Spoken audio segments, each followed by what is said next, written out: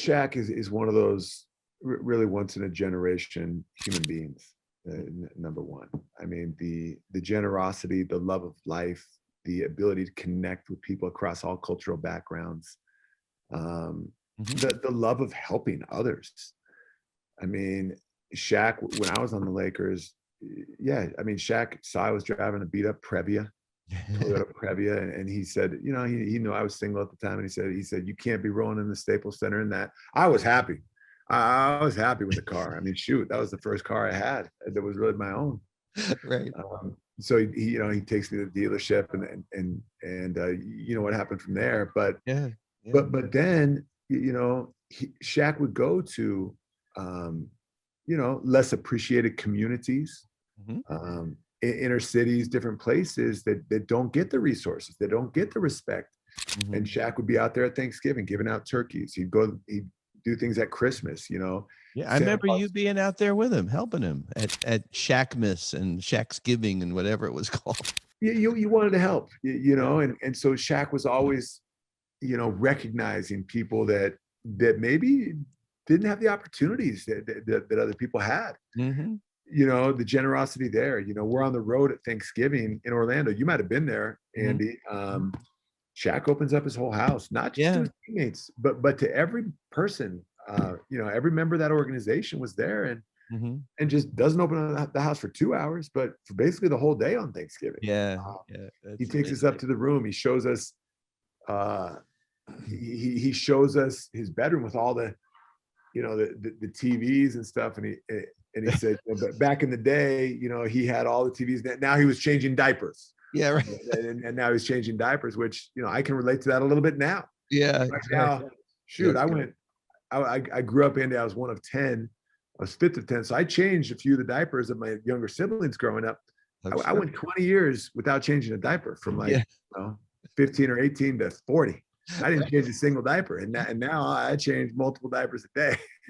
Welcome back to that club. Yeah, right, exactly.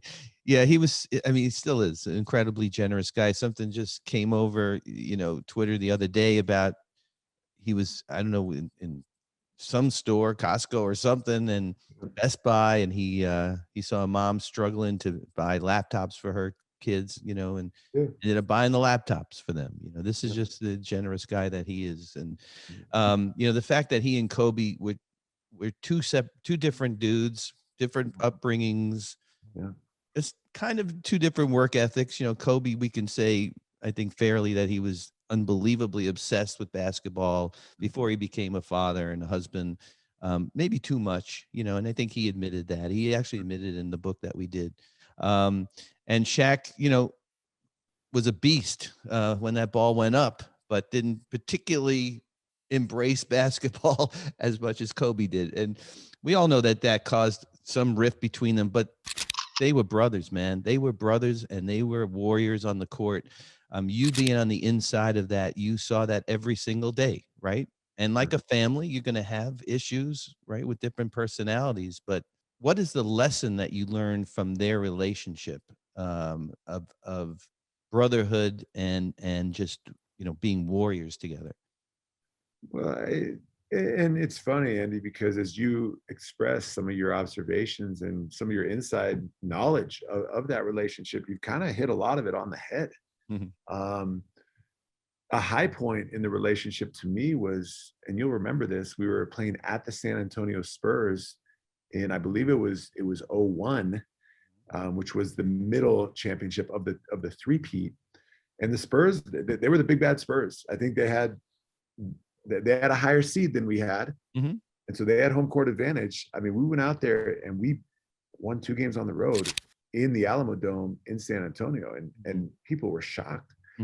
After that series, Kobe went off. Kobe played great, and Shaq came out publicly and said, Kobe is the best player in the universe. And then Kobe turned around and said, Shaq is the most dominant player on the planet. And this was done over TV, and I'm sitting there in the hotel room watching this unfold, and I was happy because, you know, it was just a recognition, a public recognition of each other's talent. And from that point forward, that relationship during the time that I was there as a player under contract, that relationship was really moving forward in a good way. Now different things happen, and you know, different different things transpire, and you know, like you said, in a family scenario, that there's going to be things that come up, and it's, you know, water under the bridge, you work through it, all those things. But I think that moment where Shaq just came out and publicly, you know, gave great appreciation for Kobe, and Kobe did the same. You know, before that, I can't remember the exact timing, but at one point we were landing in an East Coast city, and Shaq came to me and he said, "Hey, tonight Kobe is getting his jersey retired at his high school at Lower Merion. We're going." and Shaq rounded, you know, as many of us as were available, and there's probably 6 or 7 of us, and went over to support Kobe. And it was, and so that things get made of the relationship. What was it? But there were so many positives and so many great things that happened in that relationship as well. I totally agree with you. And I think, you know, there are journalists out there who need to have a story, you know, and you're in LA, and you know, it might have been different if it was some smaller NBA city, who knows. But I think it's safe to say, Mark, that they were, I mean, at least in my experience, 40 years in this business, the most lethal 1-2 duo. You know, you can point at other ones, you know, Scotty and Michael and Magic and Kareem, and it's unfair to compare. And we don't like to do that here in Legends of Sport. But having been so entrenched with those two guys, and when they were cooking, man, oh, it was something. I mean, Phil, you would just remember Phil just sitting back, legs crossed, just kind of enjoyed it with everybody else. It's just amazing, man. So, Mark, let's talk about the great Kobe Bryant, our dear friend who we miss. I mean, I know I'm speaking for you because I can imagine how much you miss him, because how much I miss him, and the shock of it. And I wasn't aware of the fact that you were all set and ready to come to the memorial, but your wife went into labor that morning, right? Yeah. And I remember not seeing you at the memorial. And then the next day, I actually saw the tweet that she went into labor, and your son was born the day of the memorial on 2/24. I know. It was, I mean, you know, it's things like that happen, and you just, you know, there's a greater meaning, and it's you know, look, and I've people have asked me, and Kobe and I, we didn't have a perfect relationship at the start, because he pushed me harder than I've ever been pushed. And I didn't know how to respond at times. But guess what?